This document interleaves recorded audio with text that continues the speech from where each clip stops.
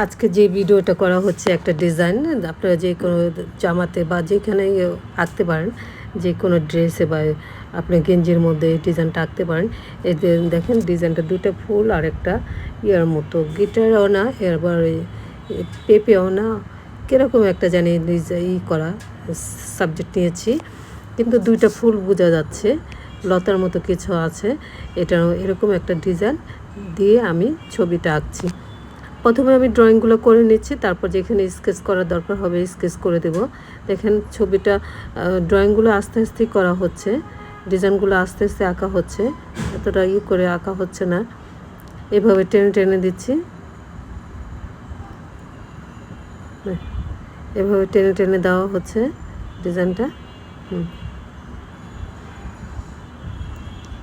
এতে করা হয়ে যাচ্ছে ডিজাইনগুলো, এখানটা টেনে টেনে দেওয়া হচ্ছে, আস্তে আস্তে করে করা হবে। এই যে এখন আমি স্কেচ করে দিচ্ছি, টেনে টেনে স্কেচ করে দিচ্ছি,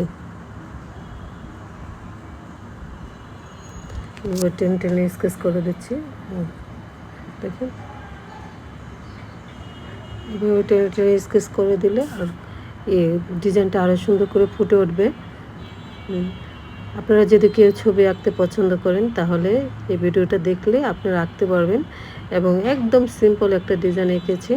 আর ছবি আঁকাটা একটা মজার সাবজেক্ট, যখন আপনার সময় থাকবে তখন বসে ছবি আঁকবেন, দেখবেন সময়টা সুন্দর মতো কেটে যাবে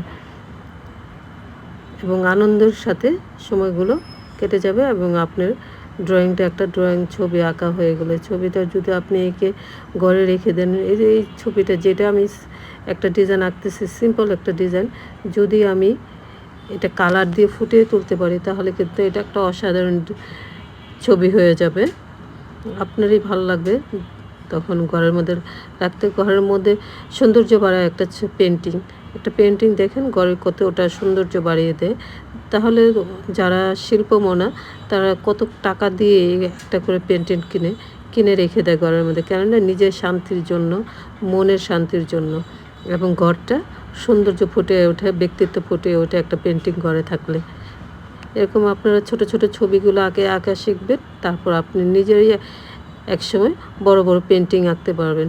আসলে ছবি আঁকাটা স্ট্রাগল না হলে হয় না। যত আপনি চর্চা করবেন, যত আপনি আঁকবেন, ততই আপনার ডেভেলপ হবে, ছবি আঁকার প্রতি একটা নেশা জন্মাবে বা একটা মনোযোগ তৈরি হবে। ছোট ছোট জিনিসগুলো আঁকা শিখবেন, তাহলেই আপনি ভালো ছবি আঁকতে পারবেন।